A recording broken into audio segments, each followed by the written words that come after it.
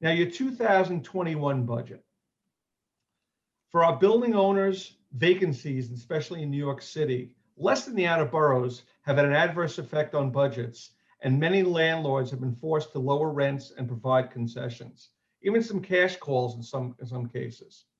Our co-op and condominium buildings have seen a major spike in arrears, have not, let me rephrase that, have not seen a major spike in arrears, but sales have slowed tremendously, driving prices down a bit, and transfer fees are lower than expected. The loss of amenity space revenue has also adversely affected operating budgets, as Dan mentioned, retail as well. You may also be providing a stipend to employees for their continued diligence and transportation costs throughout this pandemic.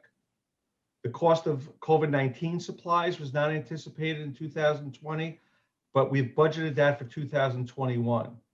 There's also the added expense to having your common areas, their features or their faucets or their appliances hands-free. Also, the decline on property values has resulted in a reduction in real estate tax assessments for 2021-22. As we know, real estate taxes are based on a July 1st through June 30th fiscal year. But be cautious and be aware that although the assessed values have gone down, the tax rate that will be released later this year could have a negative or a positive impact on operating budgets. Now, the city's budget certainly is not in good shape, and I'm being kind. So we have reason to believe that although the assessed values have gone down, that tax rate may ratchet up to a point where it will definitely affect your budgets adversely. But as soon as that tax rate comes out, we'll do some calculations and see where you stand. Therefore, we do not recommend that you adjust your operating budget. If your actual assessment is lower than a transitional rate, you would pay based on the actual assessment.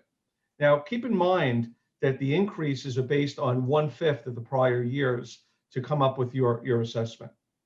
Now, from a capital project perspective, you may wish to consider postponing non-essential projects if they are accompanied by an assessment or maintenance or common charge increase or additional borrowing.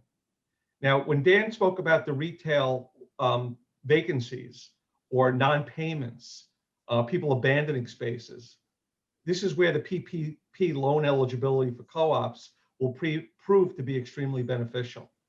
As you're all aware, co-ops are not now eligible, condominiums are not.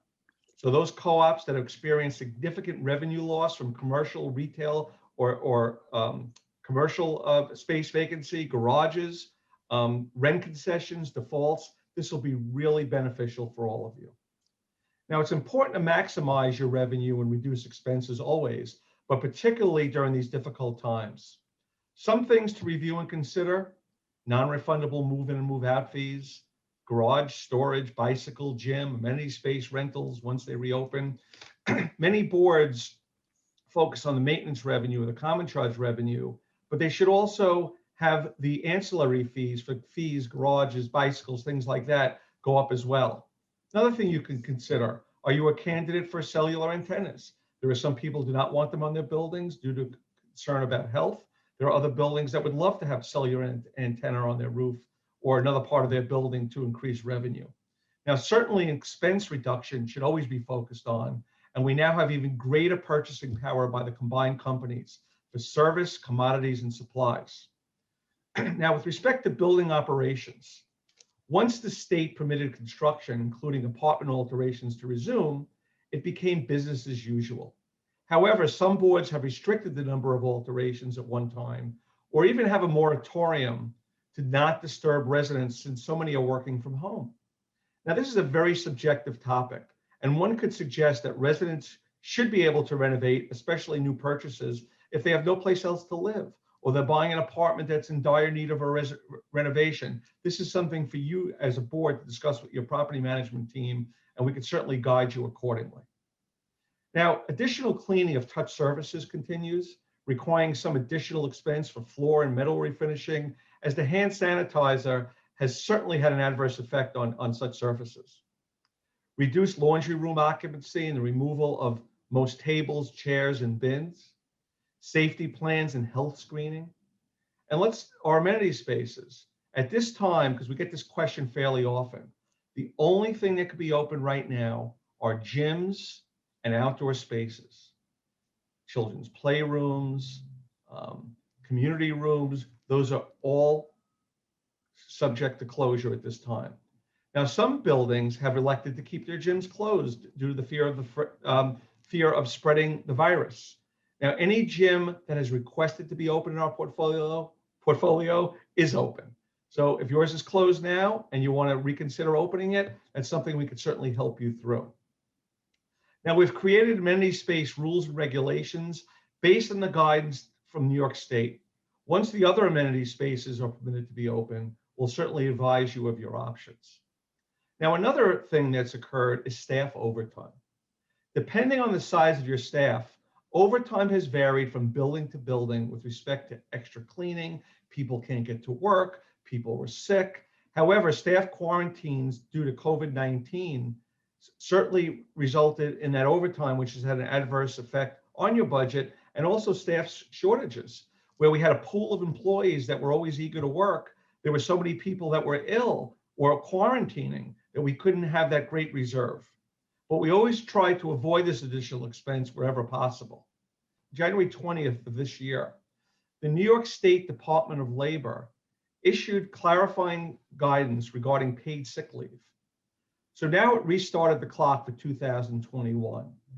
Now, employees are currently eligible for 3 more periods of paid leave.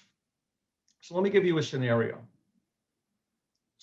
Employee A, or just any employee, they've been exposed to COVID and they have to quarantine. That's 1 paid leave. They come back to work, now they get COVID. That's another paid leave.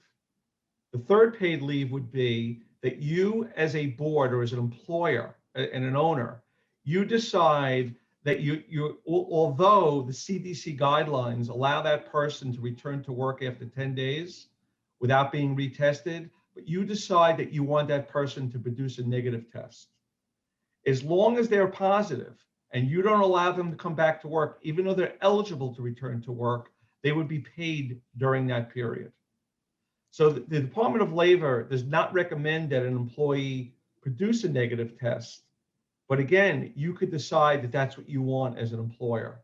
So again, these 3 extra paid leaves, and we're hoping this would be very low frequency now that there's a vaccine, and the odds of somebody being in a quarantine period, then getting COVID again, then not testing out, I think that'll be the minority of employees.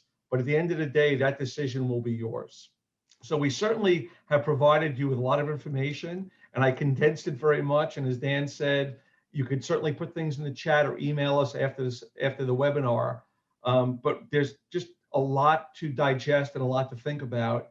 And each building may have their own unique set of circumstances, but we'll be here to guide you accordingly. And thank you for participating with us tonight.